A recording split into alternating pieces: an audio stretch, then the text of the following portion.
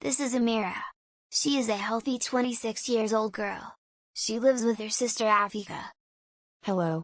I'm Amira. I love to play basketball. One day, Amira landed awkwardly after attempting a jump shot. Afterwards, Amira went to a health clinic to seek treatment for her lower back pain. Doctor, can you please give to me a stronger painkiller? It seems like the usual medications are not effective anymore. Okay, don't worry Miss Amira. I can prescribe to you a stronger painkiller.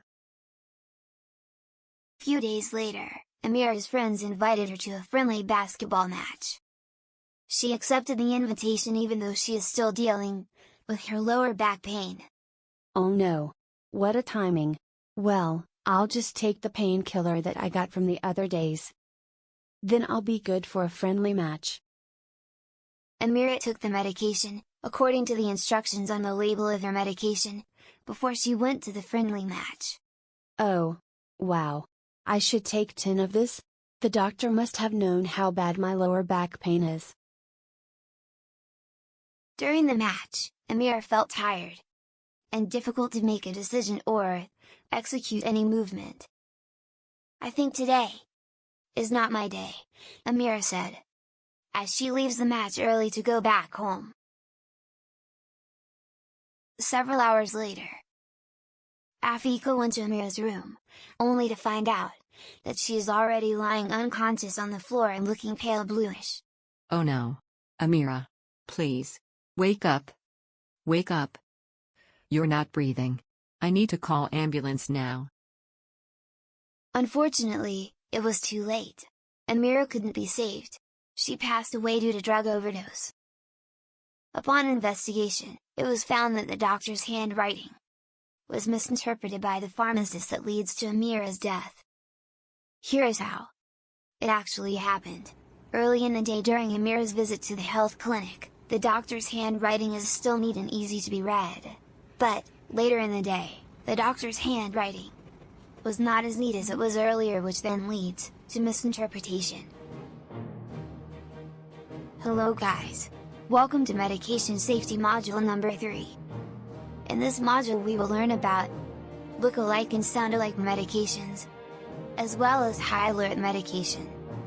The story that I've told you just now is the possible consequences if we are not aware and take precaution on these matters. And worst of all, it might as well happen to ourselves or to our family members. Loss of medications involves medications that are visually similar in physical appearance or packaging, and names of medications that have similar spellings or similar in sound. These are the common risk factors for look-alike and sound-alike medication. You can pause this video right here if you want to read and memorize this. Now, if you still remember the story I told you, one of the risk factors present in that story is illegible handwriting. These are strategies that can be used to avoid errors that involve look-alike and sound-alike medications. What the pharmacist can do to avoid such errors are by minimizing the availability of multiple strengths and avoiding from buying the medications with a similar appearance and packaging. As human, we tend to misidentify something that looks similar. So, placing similar looking medicines or a label that has similar spelling could lead to medication error. The best strategies to minimize such error are to apply Talman lettering on the label of the medicine shelves, and having a warning label. Aside from that, avoiding storing similar looking medicines in immediate proximity also can help in this matter. These are the examples for the strategies that I mentioned previously. You can pause this video here to analyze it longer. Another lesson that we can learn from the story that I told you is to write neatly and clearly during prescribing. This is to avoid misinterpretation during prescription screening, and don't forget to complete the diagnosis section because it helps to differentiate possible choices of illegible orders. What should be done during dispensing or supplying process is to always apply triangle check for every medication before dispensing or supplying it to patient.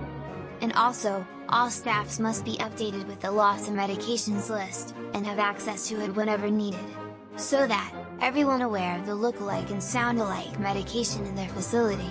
Hence, they are more cautious when dealing with those medications.